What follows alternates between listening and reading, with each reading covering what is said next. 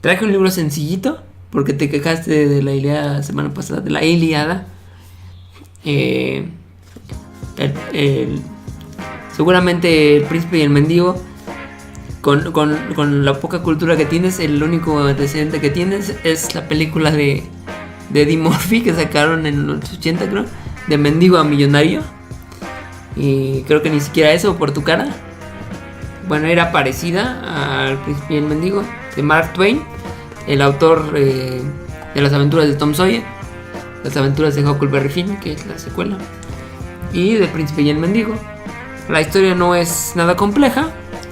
Un mendigo joven que por alguna extraña razón es idéntico al príncipe que está a punto de heredar el trono, pero es idéntico cuando les conviene y cuando no les conviene nadie lo nota, porque cuando va a ver el castillo y lo golpea un guardia y va y lo regaña el príncipe y dice: ¿por qué le pegas? Y lo deja pasar. Nadie ha notado que son idénticos en ese momento. Y de repente dicen: estaría cagado que nos cambiáramos la ropa.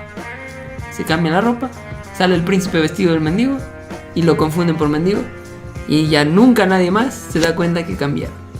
Entonces eran tiempos más inocentes, también hay que conceder, pero es curioso que cuando les conviene son idénticos y cuando no. Los papás de ambos son incapaces de distinguir que su hijo no es el bueno, que cambiaron. Bueno, lo cual es dudoso, porque yo conozco parejas que tienen gemelos y saben perfectamente cuál es cuál. Pero aquí son idénticos cuando... Pero el punto es que, obviando ese pequeño problemilla, es una historia entretenida, no es nada complicada, recomendada para quienes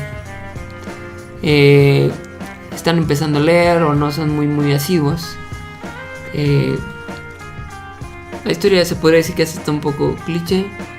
El mendigo, viviendo como príncipe, empieza a cambiar su estilo de vida, a aprender, y empieza a ser un príncipe muy noble, dado su antecedente de vida, ¿no? Porque él conoce el sufrimiento, él conoce la miseria y empieza a tomar medidas. Primero los pobres.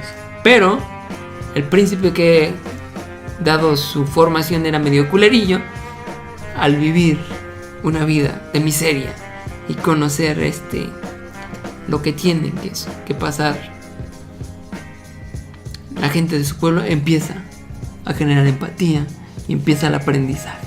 Entonces cada uno va viviendo sus aventuras, uno como príncipe, a pesar de que no tiene la formación de príncipe, y el otro como pobre, a pesar de ser de la realeza.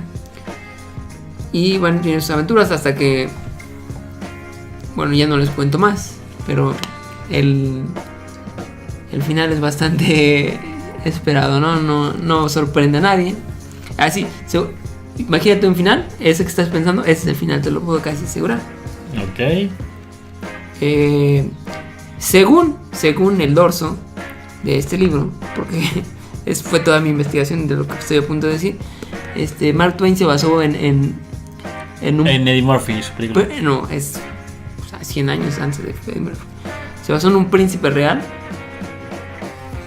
Eduardo VI, que fue conocido por ser el príncipe más noble de la historia y que tuvo un reinado breve. Pues sí, porque a la gente buena le va mal en la vida. Entonces él empezó a abolir muchas torturas, muchos castigos, y con base en eso Mark Twain se inspiró para crear esta historia. Es probablemente el segundo libro más famoso después del que ya mencioné, las aventuras de Tom Sawyer, y bueno, de Huckleberry Finn, que después tuvo su propio libro. Y les recomiendo, libro sencillo, accesible, fácil narrativa, fácil lenguaje, no hay pierde.